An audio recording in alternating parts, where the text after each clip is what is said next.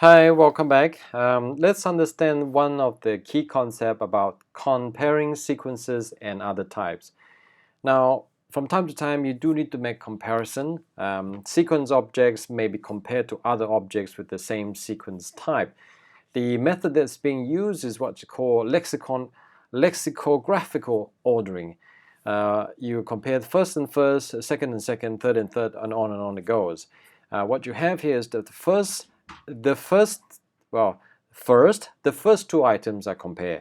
And if they differ, this determines the outcome of the comparisons. If they're equal, the next two items are compared, and so on, until either sequence is exhausted. Now, if two items to be compared are themselves sequence of the same type, the lexicographical comparison is carried out recursively, meaning repeatedly. If all items of the two sequence compared equal, the sequence are considered equal.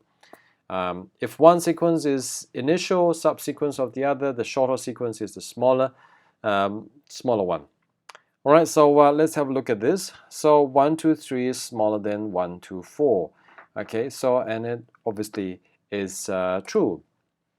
1, 1, okay, and on it goes. So what about this? And the answer is also true. Okay, so what about this? A, B, C, Pascal, Python, and what you get is actually true. This is smaller than this, which is smaller than this, which is smaller than this. Okay, and this is the interesting one. Is it true or false?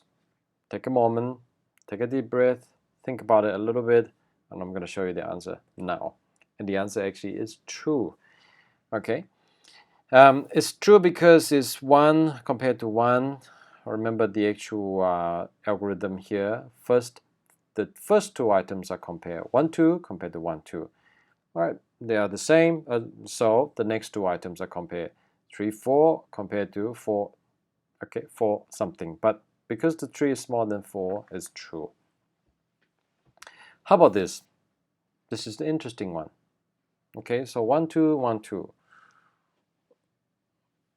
Let's look at the actual explanation here. So if two items are compared themselves, where is it? Where's the exhaust one?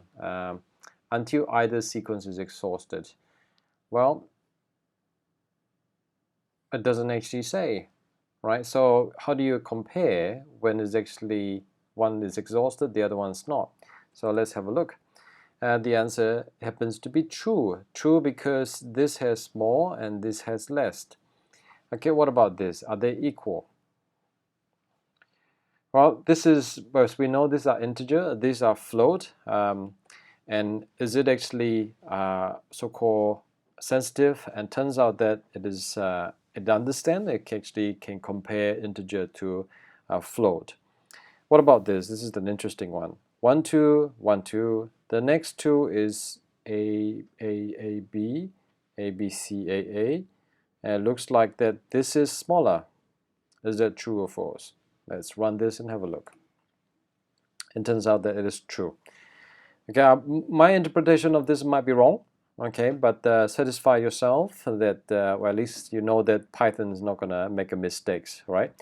So know that comparing objects of different types, smaller or larger, is legal, provided that the objects have appropriate comparison methods.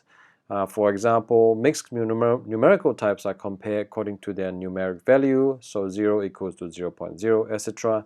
Otherwise, rather than providing an arbitrary ordering, the interpreter would raise a type error exception. I think one of the key things is when you're actually writing the code that requires this kind of comparison, do test it. That's one of the beauty of Python, is that you can actually test it right there and then, just to see what kind of behavior you're going to get, and is it consistent. That part is really important. With that, I'm going to stop, and that's the end of this lesson on data structures. Thank you.